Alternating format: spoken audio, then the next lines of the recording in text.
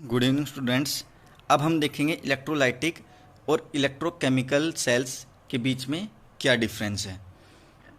तो वैसे हमें लास्ट लेक्चर में हमने बता दिया था कि बेसिकली डिफरेंस क्या होता है। तो इलेक्ट्रोकेमिकल सेल्स होगी, उसमें जो डिवाइसेस होंगे वो केमिकल एनर्जी को इलेक्ट्रिकल एनर्जी में कन्वर्ट करेंगे, और जो इलेक्ट्रोकेमिकल डिवाइसेस में और इलेक्ट्रोलाइटिक डिवाइसेस में क्या होगा, जो इलेक्ट्रिकल एनर्जी होगी वो केमिकल एनर्जी में कन्वर्ट हो जाएगी। ठीक है। इसमें जो रिडक्स रिएक्शन होगी वो स्पॉन्टेनियस होगी और वही उसी से हमारा करंट जनरेट होगा, और इसमें जो रिएक्शन होगी वो नॉन स्पॉन्टेनियस होगी। अब जब हम इलेक्ट्रिक करंट देंगे तो करंट देने के बाद क्या होगा, वो रिएक्शन स्पॉन्टेनियस बन जाएगी। तो केमिकल एनर्जी किस में कन्वर्ट हो गई, इलेक्ट्रिकल एनर्जी किस में कन्वर्ट हो गई, केमिकल एनर्जी में, क्योंकि रिएक्शन स्टार्ट हो जाएगी इलेक्ट्रिक करंट देते ही। और कब तक वो रिएक्शन होती रहेगी, जब तक हम वो करंट बंद ना कर दें। ठीक है। जो इलेक्ट्रोकेमिकल सेल्स होंगी उसमें जो दोनों हाफ सेल्स हैं वो अलग अलग वेसल में सेटअप होगी। जैसे हमने लास्ट लेक्चर में पढ़ा था, जेडन का वेसल अलग है और ये वेसल अलग है। ठीक है। तो अलग अलग वेसल में सेल रखी होगी, इलेक्ट्रोड रखी होगी, और कनेक्टेड किससे होगी, सोल्ट ब्रिज से। सोल्ट ब्रिज का काम क्या था, इलेक्ट्रिकली न्यूट्रलिटी मेंटेन करना। और इसमें जो दोनों रोड होगी वो एक ही बिकर में होगी, मतलब एक ही वेसल में होगी। ठीक है। उसमें जो हमने बताया था इलेक्ट्रोकेमिकल डिवाइसेस में, उसमें आपका एनोड क्या था, पॉजिटिव। लोन वाला फॉर्मूला याद रखना। ठीक है। उसमें जो एनोड था वो पॉजिटिव था और कैथोड था उसमें नेगेटिव था। इसमें क्या होगा, इसमें अपोजिट होगा, इसमें एनोड नेगेटिव होगा और कैथोड आपका क्या होगा, पॉजिटिव। ठीक है। इसमें जो इलेक्ट्रोकेमिकल डिवाइसेस है उसमें हमने देखा था जो इलेक्ट्रॉन थे वो एनोड से कैथोड में जा रहे थे एक्सटर्नल सर्किट में।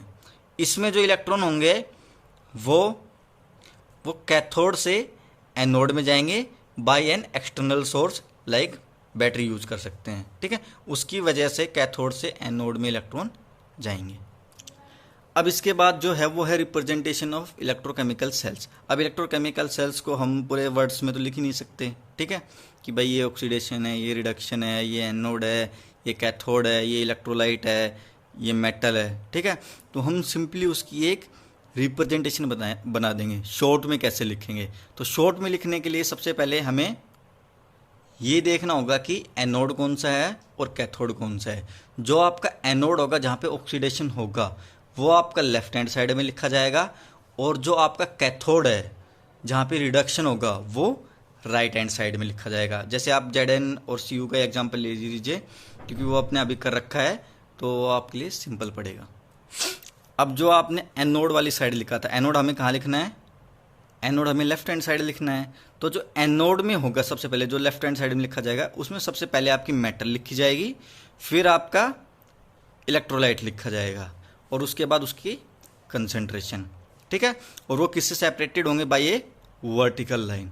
ठीक है। ये एनोड के लिए रिप्रेजेंटेशन है। कैथोड को कैसे रिप्रेजेंट करेंगे, कैथोड किस साइड लिखा जाएगा, राइट हैंड साइड। उसमें सबसे पहले इलेक्ट्रोलाइट लिखा जाएगा, फिर आपकी कंसंट्रेशन, और उसके बाद मेटल, और दोनों एक वर्टिकल लाइन से सेपरेट होंगे। ठीक है, समझ में आया। जो एनोड होगा उसमें सबसे पहले मेटल, फिर आपका इलेक्ट्रोलाइट, और जो लेफ्ट हैंड साइड में लिखा जाएगा, और ये जो कैथोड वाला है ये राइट हैंड साइड में लिखा जाएगा। इसमें पहले इलेक्ट्रोलाइट फिर मेटल। ठीक है। और जो सोल्ट ब्रिज होगा उसको हम डबल लाइन से रिप्रेजेंट करेंगे। ठीक है। तो मान लो अब इसी रिएक्शन को हमें एक पूरे कैसे रिप्रेजेंट करेंगे, ये एनोड लेफ्ट हैंड साइड में रख दिया हमने।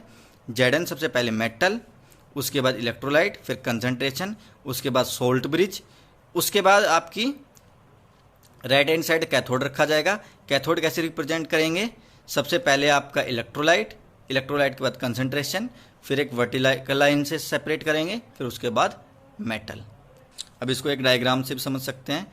जैसे यहाँ पे आपका लेफ्ट हैंड साइड में आपका नेगेटिव चार्ज था, राइट हैंड साइड में पॉजिटिव। तो यहाँ पे जेडन का एनोड था हमारा, उसके बाद उसका ऑक्सीडेशन हुआ, तो ये Zn2 पॉजिटिव का इलेक्ट्रोलाइट। ठीक है। उसके बाद डबल लाइन रिप्रेजेंट करेगी सोल्ट ब्रिज को, फिर Cu2 पॉजिटिव का इलेक्ट्रोलाइट, यहाँ पे रिडक्शन होगा, और ये कैथोड का एनोड। Cu का कैथोड, सॉरी यहाँ पे कैथोड आएगा। ठीक है, अब इसको एक एग्जांपल से समझने की कोशिश करते हैं। ठीक है, मान लो आपकी Cu और AgNO3 की सेल है। अब इसको कैसे रिप्रेजेंट करेंगे? सबसे पहले हम ऑक्सीडेशन हाफ सेल लिखेंगे। क्या होगा वो? Cu का आपका ऑक्सीडेशन होगा, Cu2 पॉजिटिव में कन्वर्ट होगा बाय लॉस ऑफ 2 इलेक्ट्रॉन। उसके बाद right hand side reduction half cell लिखेंगे। रिडक्शन हाफ सेल में क्या होगा? जो Ag होगा आपका, Ag 2 इलेक्ट्रॉन लेके Ag में कन्वर्ट होगा। ठीक है, तो आपकी ओवरऑल रिएक्शन क्या होगी? Cu plus 2Ag positive changing into Cu2 positive plus 2Ag। अब सेल कैसे रिप्रेजेंट करेंगे? लेफ्ट हैंड साइड में क्या रखना है हमें? एनोड वाला। ठीक है, एनोड पे क्या होता है? ऑक्सीडेशन। तो एनोड कैसे रखते हैं लेफ्ट हैंड साइड में? सबसे पहले उसका मेटल, ठीक है, फिर उसकी इलेक्ट्रोलाइट और separated by a vertical line, then double vertical line किसके लिए? सॉल्ट ब्रिज के लिए।